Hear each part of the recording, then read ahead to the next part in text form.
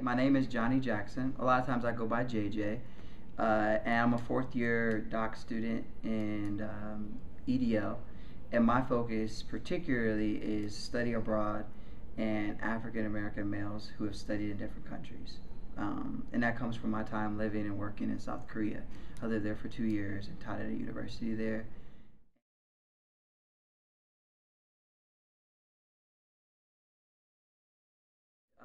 My advisor throughout my program has been uh, Dean, Associate Dean Denise Telefero Brazil, and she's still listed in our department, but she just moved up to be Associate Dean, and I've worked with her over the last 4 years, and my relationship is one of almost like kinship. It's been a really great relationship. I've taught alongside her in Cincinnati at a charter school, and also she's helped me develop my own consciousness about cultural studies and black studies and that type of thing. Um, yeah, it's been really great. But I've also worked with Dean Dantley. He helped me receive the Barbara Jackson Scholar through University Council Education Administration, and also Dr. Karen Beard, who was formerly here. She also helped me to get the Jackson um, scholarship or whatever. Yeah, so it's been actually a really fruitful experience working with the scholars of color in our program. I've gotten a lot of really great mentorship.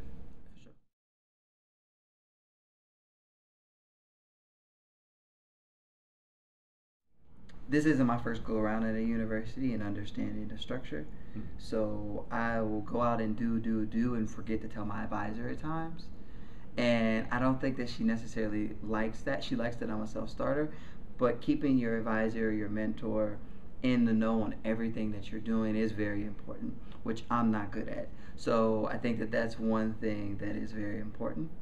Um, it is hard to balance between working collectively with your advisor and then working individually on initiatives. Like, for example, my advisor has no idea that I'm a part of the International Education Week Committee, which is planning, and I'll talk to you about that tonight, is International Education Week, the 17th of November to the 21st. But there's something that I need to tell her, but it also goes along with the research that I want to do on internationalization of the university. Um, so I think that in saying that, it is very important to keep them in the know, but sometimes it's just like spot on. You're there, someone asks you to be a part of a committee, you do it, and then you tell them afterwards. Um, I think one of the most important things to keep them in the know on is your progress on your preliminary exam, in your coursework, how you're progressing, and how do you line that up from the start with the larger project that you want to do on your dissertation, and then your comprehensive exam is keeping it tight. I guess one more example would be when you're starting to choose your comprehensive exam committee. Um, the way that I did it is I play college football, so I thought about drafting. Who am I going to draft to be a part of this committee? So we sit down and we put names down, and we also looked at pictures, and I said, okay, we're going to draft these people. And how well do they work with you? What are the politics of them working with other people? And making it a collaborative effort. I think that that was really key for me. So yeah.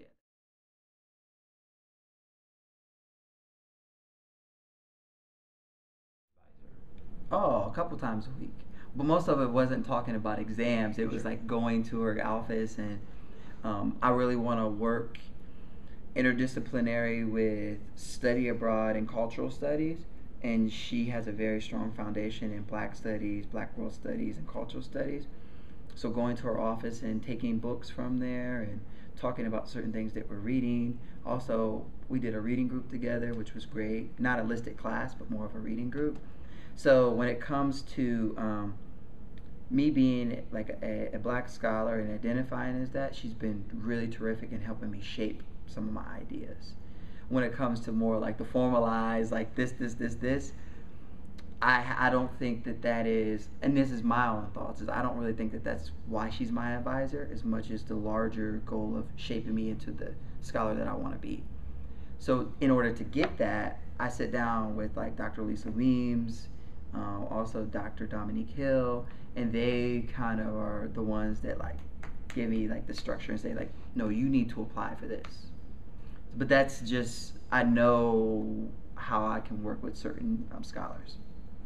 Yeah. So I would also advise I think there's a difference between an advisor and a mentor, and I think that Denise is my mentor, and she's my advisor as well. But I can get advised by other people on certain things. Okay, so you can have like a team to kind of help you get through this process, and I would advise to have a team because they're busy. I mean, they're very busy.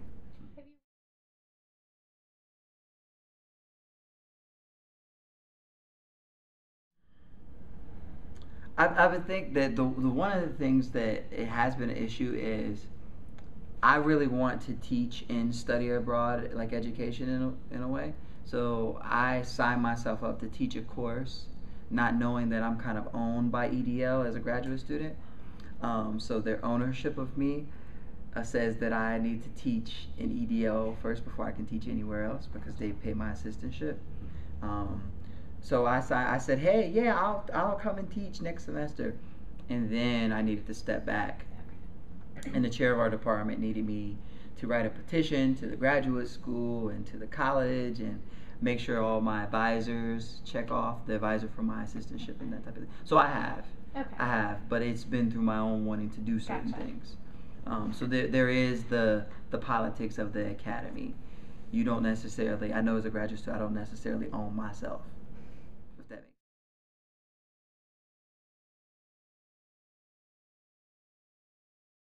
Oh yeah. See, I haven't had a chance to create my own graduate student course, but undergraduate course, two of them, I've cut holes enough in the social cultural foundations course.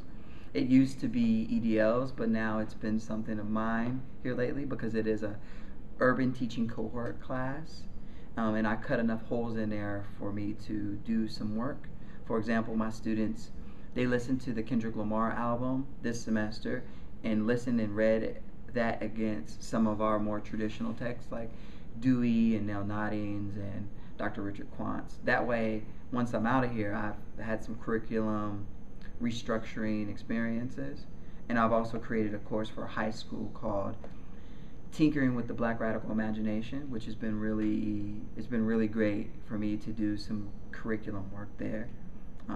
And I have to say that Dr. Petter's curriculum class and the chapter that I wrote in there, and then working with Denise, they've been really instrumental in how I understand curriculum and how I understand critical pedagogy and some of those conversations. What about creation of your own independent study work, kind of flipping it the other side? Like if you had the opportunity to work with any of the instructors to say, I really want to learn this and it's not covered in any of the For sure. traditional EDL courses, so I want to make my own to take?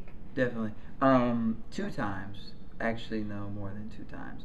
The first would be I did a research study with Lisa Weems. It was a transnational youth studies.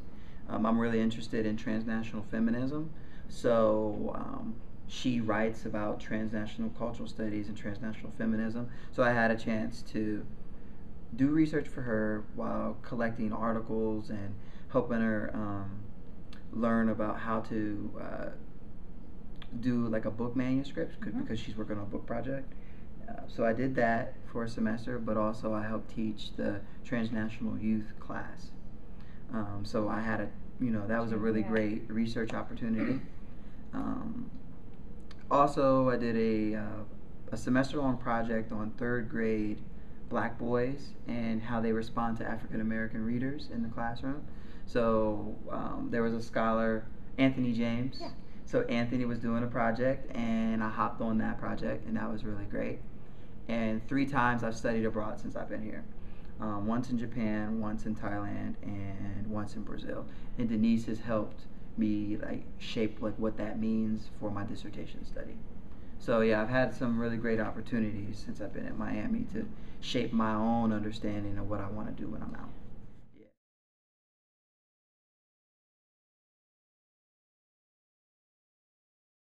That's a great question. So I travel a lot, right? And I love international experiences. Each time I go, I bring her back like a postcard, but I know her daughter and her son and her husband, so usually she doesn't like that type of stuff, so I usually address it to them because I know that she doesn't necessarily like that type of stuff. And then myself and Tiffany Williams, who's over in the room, is every Friday we'll go to her office and just have like just conversation. I think that that's what she appreciates most is being with her students. And sometimes we take her meals. We'll bring her coffee. We'll bring her greens and cornbread and rice or something like that. And just telling her that we know you're busy, we love you, and keep up the good fight at the same time. I'm not really, maybe it's bribing, but maybe it's also just like, trying to take care of her because she is really busy. We consider ourselves kind of like her children. So we're trying to make sure that she can continue doing her work and mentor. And also read over our papers when we send them. Yeah.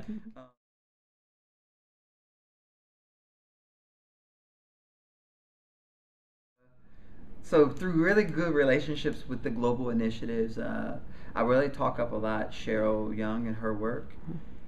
She's been really instrumental, not only because she's in our PhD program, but also because she understands that we need to diversify study abroad, both from the faculty aspect, faculty members of color, but also students of color and LGBTQ people, people that are disabled people. Like, there's so many ways that we need to look at like study abroad and diversify it. And me as an African American male who's taught abroad already, I kind of use that to say, like, not only will I take your money and study abroad, but then I'll come back and mentor other students and I'll work on the International Education Committee. So I use their funds, but also I think they get a benefit. All for $16,000 a year. I mean, it's beautiful. Yeah, so I had a really great experience where I'll apply for either a conference internationally or I'll apply for an institute, and once I get accepted, then I'll find the funds here at the university between EDL and the graduate school and global initiatives, knowing that they kind of need to diversify study abroad. It's like getting on people's agendas. So whatever the agenda is, you get on their agenda, and then I just dance for the money. I don't know. I get the resources that I need to do the work that I need to do. That's what it really comes down to. So whatever it is, knock on enough doors to get the resources that you all need as graduate students.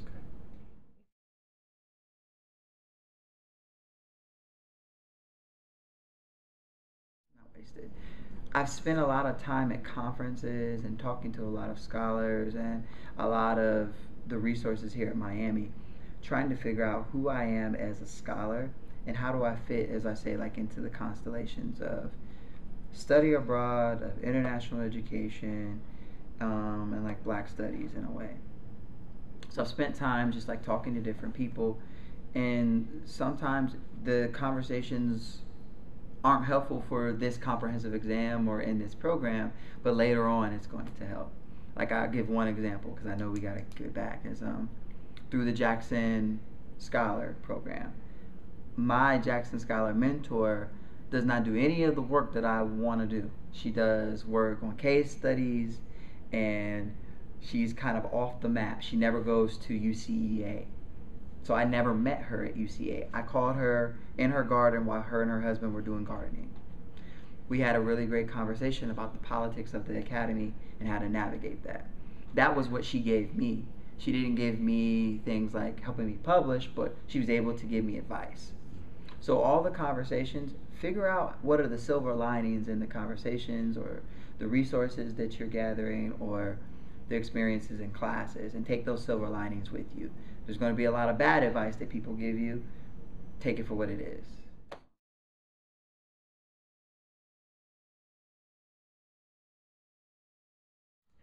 I would have gone with my first instance in my intro to doc class and writing about study abroad. So I would have aimed my literature review at study abroad. I would have understood that every class that I've taken, whether it be a theory class or advanced qualitative class, all of it was aimed at looking at African Americans in study abroad, and I wouldn't have stopped. So I get into classes and I start thinking about some really great ideas like children of incarcerated parents or abolishing prisons or stuff like that, and then I go off, forgetting about the larger project. So if I could give one advice is if you could aim all of your papers and your classes and independent studies at the topic that you're going for, I mean, that would be great. Me, I wasn't good at doing that. I was like, oh, I'm going to do this to this class. So if you can, whatever it may be, institutionalizing feminism in the institution, and like, how do you do radical feminism here at this institution, and who are those people that you want to interview for that? If that's your goal, start in the class and then beat on enough doors to know that's what it is. Whatever your topic is, use every class to line that up. I mean, I wish I had done that, but I mean, 2020 hindsight is something you have, right?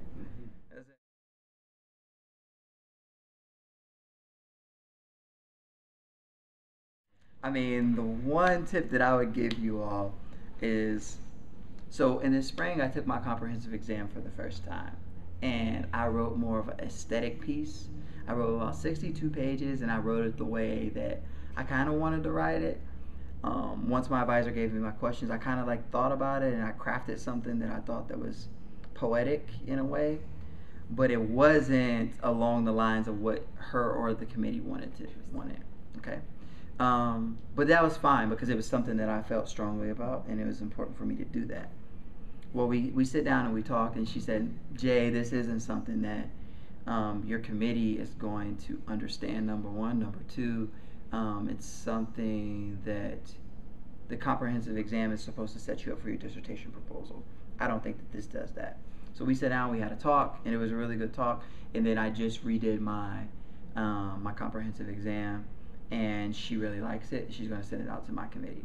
So I would say, as students, like, do it one time. No, really, like, sit down, have that conversation, and check in periodically. Gotcha. I'm not good at that. I kind of want to learn by myself, but it would be great for every time that you're writing and you think that you're going along the right path, to sit down and talk to your advisor. That would be my advice to you all. Yeah.